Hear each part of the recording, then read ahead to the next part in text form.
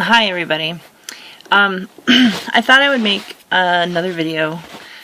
It's only 5 days away from my RNY weight loss surgery, gastric bypass.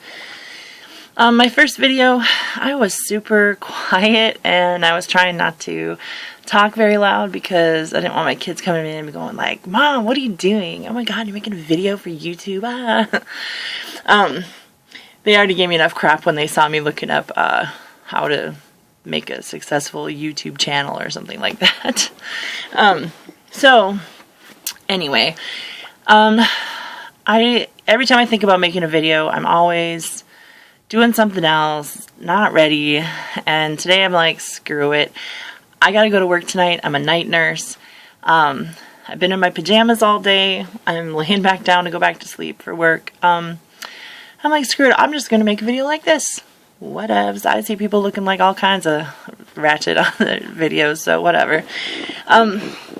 So when I first started thinking about gastric bypass as a serious thing, it was December of last year, and I knew I was getting heavier, but you know, like all of us obese people, we try to avoid the scale, and we kind of try to live in denial sometimes. I had been up and down all my life. Ever since puberty, mainly, I have been struggling with my weight. And so I started noticing I was having some very, very frequent headaches, neck stiffness, and being a nurse, I realized it was probably my blood pressure. And so it was as high as like 170, 180 over 100, 110. So I was really freaking out. I went in to the doctor to get set up with some medication, and I had the weight that they got me that day, it burned into my memory. They claim it's not the same weight as I remember, but I know damn well that it was 397, because I remember thinking, holy blank, I'm almost 400 fucking pounds. I'm just like, oh my God. And I was just so defeated and so, you know, it's like you can't deny anymore. When you see that number on the scale, you have got to decide that you've got to do something. And, but even though I saw that number, and even though I started on lisinopril at first, and I think she also put me on Synthroid at the time for thyroid issues. Just very slight. I was very slightly off, not too bad. I didn't get real serious about pursuing a gastric bypass until I started to realize my insurance would cover it if I met certain demands, certain requirements, I mean. So I started that process in April. And in April, I weighed in at 389. So I'd lost a little bit. And, great, I hear my husband's home. So I probably am going to hear the, "What are you doing? Making a video for YouTube?" from him now. He was out Christmas shopping. So, I didn't really get serious about actually looking at the numbers on the scale go down during the summer months, but what I did do is I got really active. I started going out boating and camping with my kids and bicycling and gardening and doing yard work, things that I have avoided because of my obesity. And so I really didn't get serious about watching those numbers go down until, say, August. I got really serious in August. And in August, I think I was in the 370s. And so, as of this morning, I'm 353. I am a week and a couple days into my 2-week pre-surgical diet. So basically I'm doing the, less than 30 grams of carbs a day. And I went back up to 370. I had been 363 when I got approved by insurance. And I took those couple weeks, I guess, to eat whatever I wanted. I had an early Thanksgiving, kind of chowed down on pie and stuff like that. And so I was 370 when I was at the doctor's office for my pre-surgical appointment.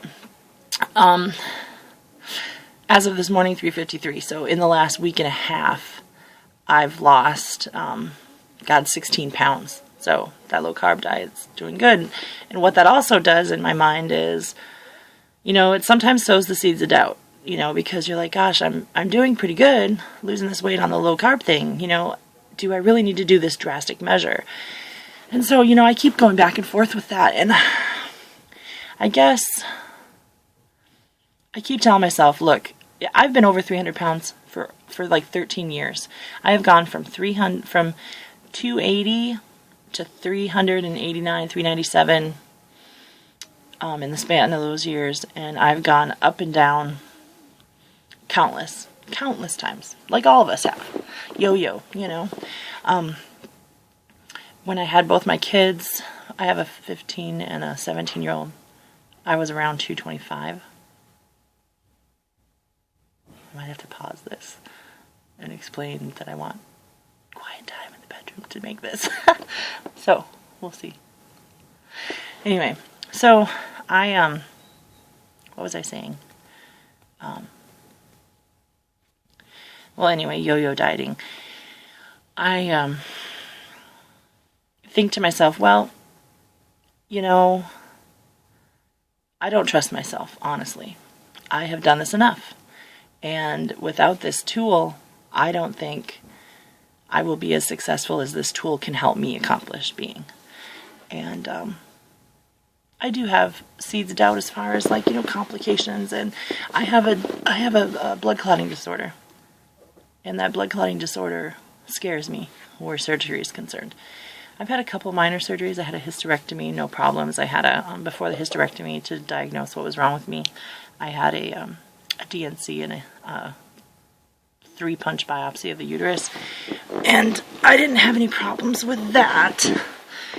And I had a C-section, with my second daughter, and no problems with that. So I'm thinking, the C-section and my I had tubal ligation at that time.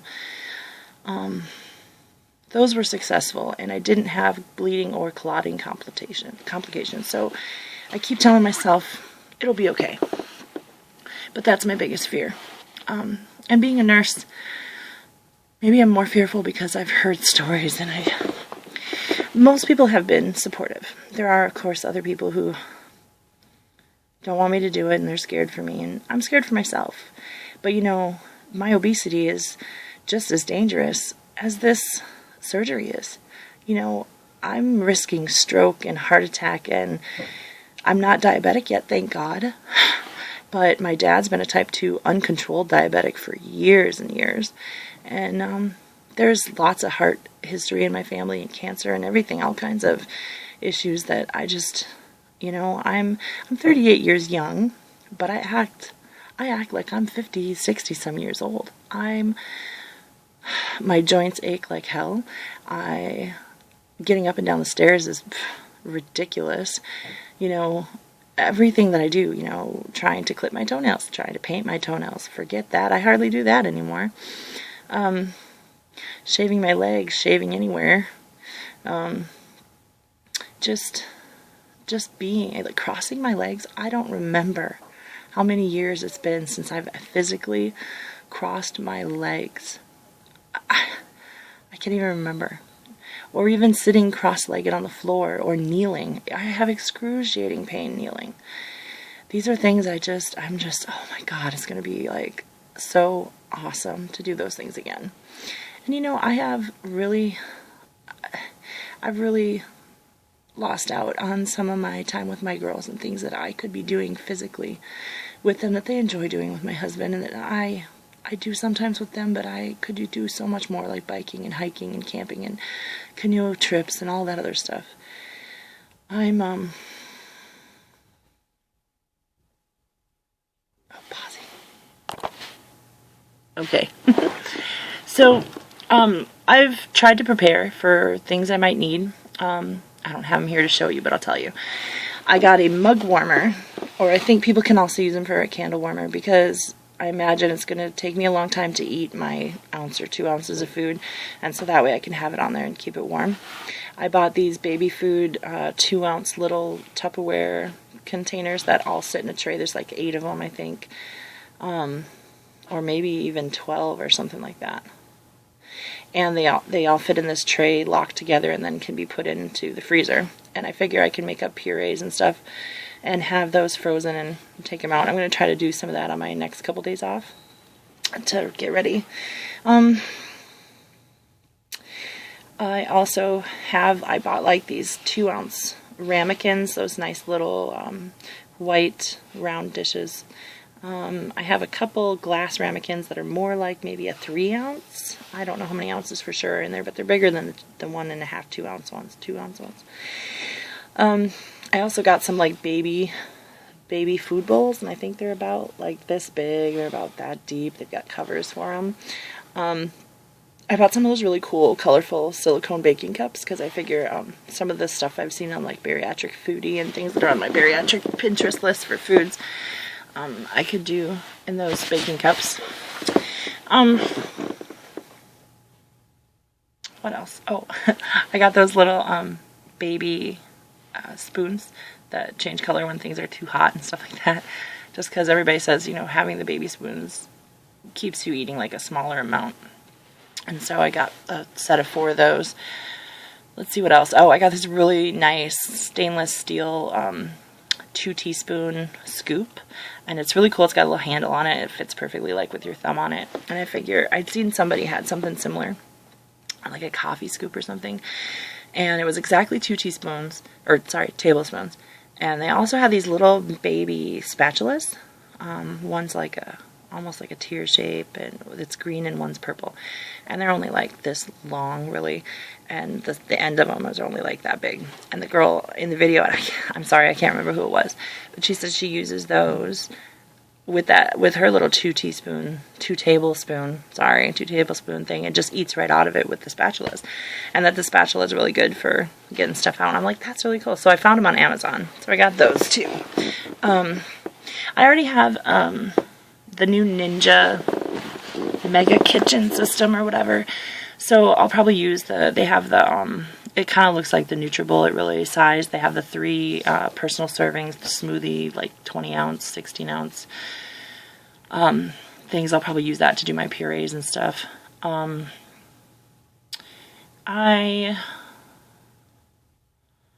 Let's see. I think if there's anything else I got in particular. I do have some protein powders coming from Amazon. I already used the Premier protein shakes, chocolate and vanilla. I don't have a Sam's Club membership, and that's the only place we can get the strawberry here. I live in Alaska, by the way, Palmer. And so we do have a Costco in Anchorage, and we have a bulk food store out here at 3 Bears. It's more expensive than the one in the Costco, but so I've got a couple of those protein powders coming. I've got like an unflavored one, a cookies and cream, and a like chocolate peanut butter. Hopefully I'll like them. If not, my family might. So also I've already got my vitamins lined up. I've got the O Purity ones from Ungery. I've got my calcium citrate, my multivitamin, and my B12 from them. I have some Fiasol iron. It's the carbonyl iron form, and I have some biotin. Although the biotin I bought initially, I accidentally got the capsules. So I do have on order from Amazon the melting biotin, because I already have issues. I mean, my hair is nice and long, and people think it's thick, but it's nowhere near as thick as when I was a kid. And I already, tend to lose hair a little bit already, I think, from my Coumadin. So, like, I'll constantly have hair falling out. I shed like a damn dog sometimes. So I really want to get in on that biotin. And I do already take a hair, skin, and nails supplement, but that doesn't seem to do a damn difference to my hair or my nails. My nails are pretty brittle and peeling. I'll go through times when they'll be great. Most of the time, they suck. So I've got all that ready. I have 8 weeks coming off of FMLA because I'm a nurse and I work in a rehab unit, so I lift a lot of patients and do a lot of heavy stuff potentially. Not all the time, but potentially. And I don't want to risk tearing anything, so my doctor gave me the 8 weeks off. I have only 6 weeks of paid time off, but I do earn paid time off while I'm off also, so if I need to go back early or maybe somebody will donate some to me, we'll see how that goes. But I'm at least prepared for 6 to 8 weeks off. Trying to think of what else. One thing that scares me, and I don't know if anybody's actually going to watch this video, but I would love to hear from you guys. I'm scared because I live in a split level house and the only way in is through stairs. Whether I go down through the garage, downstairs, and then back upstairs, or whether I go to the front door, which is upstairs, or the back door, which is upstairs. So I guess I'm kind of nervous about going up and downstairs to try to walk every day. So I'm at least going to get up every 2 hours and walk around the house. At least walk around the the top floor. And people are going to think I'm crazy, but I'm just going to be like, la-di-da, don't mind me, just walking around. I'm scared to go up and down the stairs a lot at first, I guess, till I feel better. I'm trying to think of what else to tell you guys. I didn't have a plan, so I'm already going over I'm already at 15 minutes. So I don't know how hard that is to upload because I'm a new YouTuber, so I just want to be able to get everything off my chest, you know. In order to qualify for my surgery, I had to lose 5% of my weight. I had to do a 6-month dietary consult monitored weight loss program. And like I said, I had gone down to the 363 was my final weight for that final approval. And I did all my stuff. They saw that I have just a really small hiatal hernia. He figures that it may not even be an issue when he gets in there. It's so small.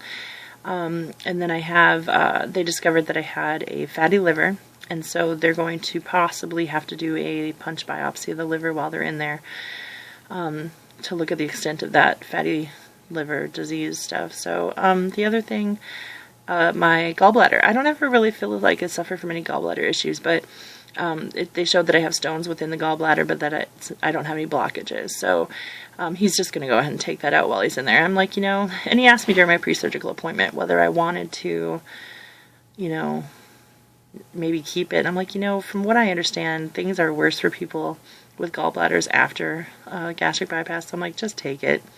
Unless you have trouble getting to it, just take it out of there. I'm fine with that. So he's going to do all that, which worries my husband more because he thinks, with the punch biopsy and the gastric bypass along with the cholecystectomy, which is the gallbladder surgery, he worries that there's more chance of complications. So I honestly hope my doctor keeps me in the hospital longer than what I hear. I hear it's only going to be a day or two, but because of my fear of complications and being a nurse, I'm hoping for at least 3 days in the hospital. At the very least 2 nights, I'm hoping, before I go home. 2 to 4 days is my wish, so that they are sure that I'm okay. And I'll be doing I start my Lovenox shots tonight. I'm normally on Coumadin because of my blood clotting disorder. So I'm going to start the Lovenox shot tonight.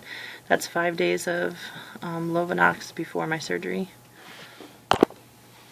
And the Coumadin. So I'm on the Lovenox shots, and then I'm also going to be on that for about, who knows, a week, 2 weeks after, and then I'll go back on my Coumadin, the blood thinner pill.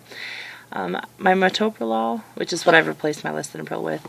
I had the lisinopril cough. My metoprolol and my Wellbutrin, I have got prescriptions for them to be a crushable version, because their extended release can't crush those. So everything is just set up as far as pills are concerned, vitamins are concerned. I'm a little worried about sleeping in my bed after surgery. That's another thing I'd like to have somebody weigh in on. I imagine it's going to be difficult to roll in and out of bed, and that you'll be really sore. So I imagine I'll probably be maybe sleeping in the recliner for maybe a week. I don't know. I don't know what else to tell you guys. I think that's about it. I really hope people maybe watch this video and the videos that I plan to make after this. I do have somewhere I've got my measurements, and I'm going to start taking pictures every week and weighing every week once this is all over with. I'm going to do all my pre-surgical measurements on the 3rd and pictures on the 3rd, the night before surgery. And then I plan to I can't think. I plan to keep that up and try to do these videos, and I know, the plans to do that are not always what happens with everybody, but I really want to be able to look back and see myself shrinking and hear my journey. And I watch so many different people. iHeartLace and RNY, Faith RNY, Amber RNY, Jenny Burnett, what is she? I can't remember her name. Photography girl, something like that.